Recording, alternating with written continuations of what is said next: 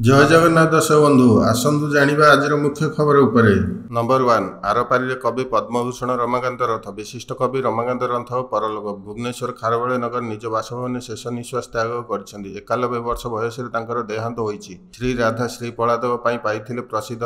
ଆଧୁନିକ କାବ୍ୟ ସାହିତ୍ୟର ଅନ୍ୟତମ ସ୍ରଷ୍ଟା ଥିଲେ। କଟକଠାରେ ତାଙ୍କର ଜନ୍ମ ହୋଇଥିବା ବେଳେ ଓଡ଼ିଆ ସାହିତ୍ୟର ସେ ଜଣେ ଆଧୁନିକ କବି ଥିଲେ। ନମ୍ବର 2 ହିଟ୍ ୱେଭ୍ ଆଲର୍ଟ 3 ଦିନ ଜାଳିବ ଖରା। ଓଡ଼ିଶାରେ ଉପରମୁହାଁ ପାରଦ ମାର୍ଚ୍ଚରେ ଗୁଳୁଗୁଳି ସାଙ୍ଗକୁ କଲବଲ କରୁଛି ତାତି। ଆକାଶରୁ ନିଆଁ ବର୍ଷା। ପ୍ରଚଣ୍ଡ ଖରାରେ ଜଳୁଛି ପଶ୍ଚିମରୁ ଉପକୂଳ।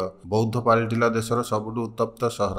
42.5 ଡିଗ୍ରୀ ତାପମାତ୍ରା ରେକର୍ଡ। ଆହୁରି 3 ଦିନ ପାଇଁ ହିଟ୍ ୱେଭ୍ ଆଲର୍ଟ ଜାରି କଲା ଆଞ୍ଚଳିକ ପାଣିପାଗ ବିଭାଗ। ନମ୍ବର 3 ଏକାବେଳେ ମିଳିବ 15,000। ତୃତୀୟ କିସ୍ତି ପାଇବେ ହିତାଧିକାରୀ। 2ଟି କିସ୍ତି ନ ମିଳିଥିଲେ ଏକାଥରକେ ସରକାର ଦେବେ 3ଟି କିସ୍ତିର ଟଙ୍କା। ଚଳିତ ମାସ 8 ତାରିଖରେ 1 କୋଟିରୁ ଉର୍ଦ୍ଧ୍ୱ ମହିଳାଙ୍କୁ ସୁଭଦ୍ରା ଟଙ୍କା ମିଳିସାରିଛି। ଯେଉଁମାନେ ପୂର୍ବରୁ ପ୍ରଥମ କିସ୍ତି ଟଙ୍କା ପାଇନଥିଲେ ସେମାନଙ୍କୁ ଏକାଥରକେ 2ଟି କିସ୍ତିର ଟଙ୍କା 10,000 ଦେଇଛନ୍ତି ରାଜ୍ୟ ସରକାର। ନମ୍ବର 4 ଗୁଜରାଟ ମଡେଲରେ ହେବ ପୋଷଣ କେନ୍ଦ୍ର। ଗୁଜରାଟ ମଡେଲରେ ଓଡ଼ିଶାରେ ହେବ ପୋଷଣ କେନ୍ଦ୍ର। ପୋଷଣ କେନ୍ଦ୍ର ଜରିଆରେ ଗରିବ ଓ ମଧ୍ୟବିତ୍ତଙ୍କୁ ଅତ୍ୟାବଶ୍ୟକ ସାମଗ୍ରୀ ଯୋଗାଇବେ ସରକାର। ପୋଷଣ କେନ୍ଦ୍ରରେ ମିଳିବ ଡାଲି, ଅଟା, ତେଲ ଓ ଚାଉଳ ଭଳି ଅତ୍ୟାବଶ୍ୟକ ସାମଗ୍ରୀ। ଏହାର ଲାଭ ଉଠାଇବା ପାଇଁ ହିତାଧିକାରୀଙ୍କୁ ମିଳିବ ସ୍ୱତନ୍ତ୍ର କାର୍ଡ। ଏହି ନେଇ ଖାଦ୍ୟ ଯୋଗାଣ ଏବଂ ଖାଉଟି କଲ୍ୟାଣ ମନ୍ତ୍ରୀ କୃଷ୍ଣଚନ୍ଦ୍ର ପାତ୍ର ସୂଚନା ଦେଇଛନ୍ତି। ନମ୍ବର 5 2 ଦିନିଆ ଓଡ଼ିଶା ଗସ୍ତରେ ଅମିତ ଶାହା। 2 ଦିନିଆ ଓଡ଼ିଶା ଗସ୍ତରେ ଆସିବେ କେନ୍ଦ୍ର ସ୍ୱରାଷ୍ଟ୍ର ମନ୍ତ୍ରୀ ଅମିତ ଶାହା। 21 ତାରିଖ ଝାରସୁଗୁଡ଼ା ଏୟାରପୋର୍ଟରେ ଓହ୍ଲାଇବେ ଅମିତ ଶାହା। ରାତିରେ MCL ଗେଷ୍ଟ ହାଉସରେ ରହିବେ। 22 ତାରିଖ ସକାଳେ ସମଲେଇ ଦର୍ଶନ ପରେ PAD ପଡ଼ିଆରେ ବିଭିନ୍ନ ଉନ୍ନୟନମୂଳକ କାର୍ଯ୍ୟକ୍ରମର ଶିଳାନ୍ୟାସ ଓ ଉଦ୍ଘାଟନ କରିବାର କାର୍ଯ୍ୟକ୍ରମ ରହିଛି। ସେହିଦିନ ସନ୍ଧ୍ୟାରେ ପୁରୀ ଗସ୍ତ କରି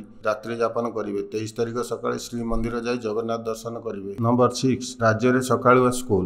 ରାଜ୍ୟରେ ବଢୁଥିବା ଗ୍ରୀଷ୍ମ ପ୍ରବାହକୁ ଦୃଷ୍ଟିରେ ରଖି ଖୁବ୍ ଶୀଘ୍ର ସକାଳ ସ୍କୁଲ ହେବ ବୋଲି ଗଣଶିକ୍ଷାମନ୍ତ୍ରୀ ଗଣମାଧ୍ୟମକୁ ପ୍ରକାଶ କରିଛନ୍ତି। ଏନେଇ ସରକାର ଆଲୋଚନା କରୁଛନ୍ତି। ତୁରନ୍ତ ସରକାର ସକାଳୁଆ ସ୍କୁଲ ନେଇ ନିଷ୍ପତ୍ତି ନେବେ ବୋଲି ମନ୍ତ୍ରୀ କହିଛନ୍ତି। ନମ୍ବର 7 ମାର୍ଚ୍ଚ 31 ପରେ ଆଉ ଧାନ କିଣା ହେବ ନାହିଁ ଯୋଗାଣ ମନ୍ତ୍ରୀ। ରାଜ୍ୟରେ ଖରିଫ ଧାନ କିଣା ସମ୍ପର୍କରେ ରବିବାର ଖାଦ୍ୟ ଯୋଗାଣ ମନ୍ତ୍ରୀ କୃଷ୍ଣଚନ୍ଦ୍ର ପାତ୍ର ଏକ ବଡ଼ ଘୋଷଣା କରିଛନ୍ତି। ଖରିଫ ଧାନ କିଣା 31 ମାର୍ଚ୍ଚ ପର୍ଯ୍ୟନ୍ତ ଡେଡଲାଇନ୍ ରହିଥିବା ମନ୍ତ୍ରୀ ସୂଚନା ଦେଇଛନ୍ତି। ମାର୍ଚ୍ଚ 31 ପରେ ଆଉ ଧାନ କିଣା ହେବ ନାହିଁ। ନମ୍ବର 8 ଭୁବନେଶ୍ୱରରେ ହେବ ଜାତୀୟ ସ୍ତରର ମଡର୍ଣ୍ଣ ଆର୍ଟ ଗ୍ୟାଲେରୀ। ଭୁବନେଶ୍ୱରରେ ସ୍ଥାପନ ହେବ ଜାତୀୟ ସ୍ତରର ମଡର୍ଣ୍ଣ ଆର୍ଟ ଗ୍ୟାଲେରୀ ସେଣ୍ଟରର শাখা। ଏହି ନେଇ ଭୁବନେଶ୍ୱର MP ଅପରାଜିତା ଷଡ଼ଙ୍ଗୀ କେନ୍ଦ୍ର ସଂସ୍କୃତି ଓ ପର୍ଯ୍ୟଟନ ମନ୍ତ୍ରୀ ଗଜେନ୍ଦ୍ର ସିଂ ଶେଖାୱତଙ୍କୁ ଗତ 13 ମାର୍ଚ୍ଚରେ ନୂଆଦିଲ୍ଲୀରେ ସାକ୍ଷାତ କରିବା ଅବସରରେ ଏକ ଦାବି ସମ୍ବଳିତ ପତ୍ର ପ୍ରଦାନ କରିଛନ୍ତି। ନମ୍ବର 9 ଆଧାର ସହ ଲିଙ୍କ ହେବ ଭୋଟର କାର୍ଡ। ମୁଖ୍ୟ ନିର୍ବାଚନ କମିଶନର ଜ୍ଞାନେଶ କୁମାର ମାର୍ଚ୍ଚ 8ରେ ଗୃହ ସଚିବ, ଆଇନ ସଚିବ ଏବଂ ଆଧାର କାର୍ଡ ଜାରି କରୁଥିବା ସଂସ୍ଥା ଭାରତୀୟ ସ୍ୱତନ୍ତ୍ର ପରିଚୟ ପ୍ରାଧିକରଣର CEOଙ୍କୁ ଭେଟିବେ। ଏହି ବୈଠକରେ ଆଧାର କାର୍ଡ ଏବଂ ଭୋଟର ପରିଚୟ ପତ୍ରକୁ ଲିଙ୍କ କରିବା ଉପରେ ଆଲୋଚନା ହେବ।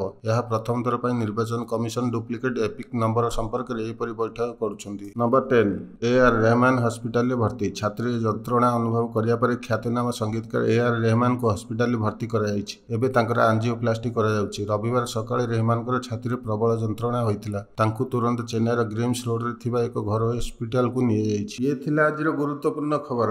ଜୟ ଜଗନ୍ନାଥ।